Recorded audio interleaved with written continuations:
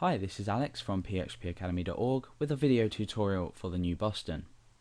In the last part we looked at an introduction to jQuery, however let's go now on and look at an example that I've quickly written out. I'm going to go over to this tab in my browser and you can see that we've got a paragraph of text here that just says you can see this paragraph. Now I've created a button here which actually hides the paragraph and then allows the paragraph to be shown again. So this is probably an extreme, well, it's a simple example, but an effective example of how powerful and easy jQuery can be to use. Now this is essentially going to hide the paragraph and then allow me to re-show it while changing the button text. So if I go ahead and click hide, you can see that the paragraph has been hidden. If I go ahead and now click show, you can see that the paragraph is shown again, and you'll notice that the button text changes as well. Now in JavaScript, particularly with the animation you see as it fades up and scrolls up, this will be extremely tedious to program and quite long to program and write out. However, the code that I'm actually using is extremely simple. Now don't worry too much about the code for now. A bit later on I'm going to show you how to implement jQuery into your page, and we're going to look at writing our first example. But I'm just going to go over to my text editor to show you how easy this is to write. Now the first thing we have is a button here, and that's the button that we use to hide and display the message. The value you can see at the moment is hide, and that's changed in toggle.js. I've given it an ID so I can reference when the button click event happens.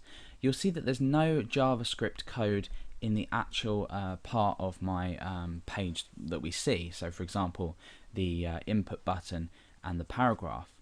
Every time I click a button, this is handled by this toggle.js file. You'll also notice that I've included jQuery, the jQuery library, into my page. So let's take a look at toggle.js.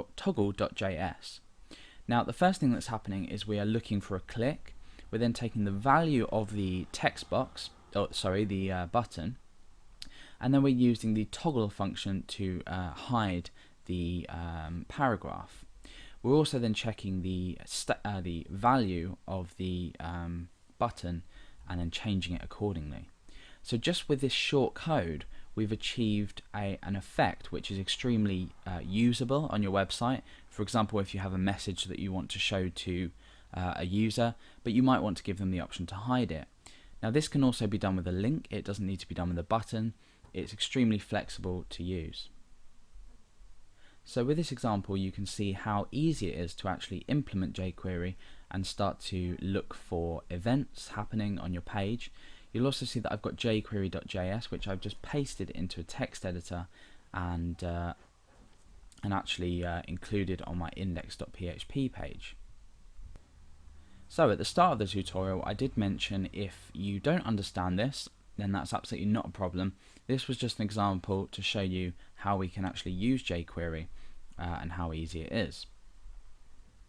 Now this is an example of an animation effect, however later on we're going to be looking at Ajax and how we can actually take data and pass it to another PHP file which will allow us to actually create a more dynamic and useful website.